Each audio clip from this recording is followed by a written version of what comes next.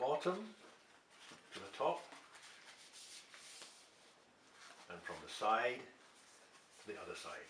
So you put in the plus sign, and then from one corner up to the top corner, bring it down again, and turn it over, and put the other corner over.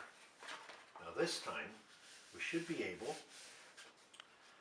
to pop the center up, and this time the sides will come together at the, well, the points will come together at the bottom. You see the creases are there. We've put the creases in, so maybe if we just hold down one of these sides and help the creases to come in. In they come like so. It's quite nice. And then you bring this one down. Don't put any new creases in, just let the creases that are there do the work. And you end up with that. Now I want you to fold one side in and the other side in. And turn it over. Same again. One side in and the other side in. One side flips out to the back. Yeah. Now it's like an ice cream cone, and I want you to pull down on the top and make a crease there. That's like a hinge, and watch what we do with a hinge. You peel off one layer only of the paper and lift it up on the hinge. Maybe hold your hand a little bit there to bring it up on the hinge. And the two sides will fall in at the bottom because they're going the right way, but the creases at the top have to be turned around the other way. They reverse, but it does bring the whole thing up to a point like that. Okay, and you repeat on the other side. Turn all the way over, open it up, peel off one layer, lift up, bring in the two sides, keep the hinge in position, and we now have got the bird base. Now to make the head of the bird, you have to open up this point. See, there's a kind of little flap there. I want you to put two fingers in there and put your thumb at the bottom. Okay, so you've opened up the flap, put your thumb at the bottom, and if you pull up, just pull up, see how it's going up?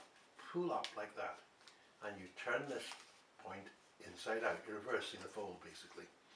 But don't take it all the way up, only take it half the way up to about there. You can move it back and forward, but about to there, and then squash it flat. And guess what? Because it's origami, you do the same on the other side. Open up, pull up through, not all the way, but only to about there, and stop and squash flat. Now we're almost there. Okay, so we're going to put a head onto the bird. Same sort of opening up, and we're going to reverse the fold. Just pull that little tip down and squash flat. So I'm going to pull it down like that, folding in on itself. Can you see that? A little bit more maybe, and squash flat.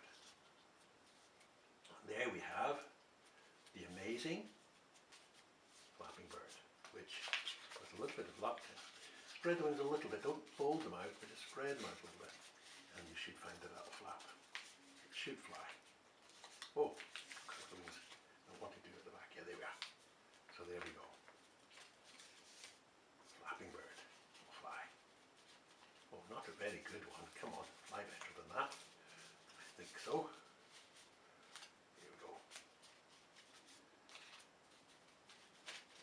Yeah. That's it. We're away.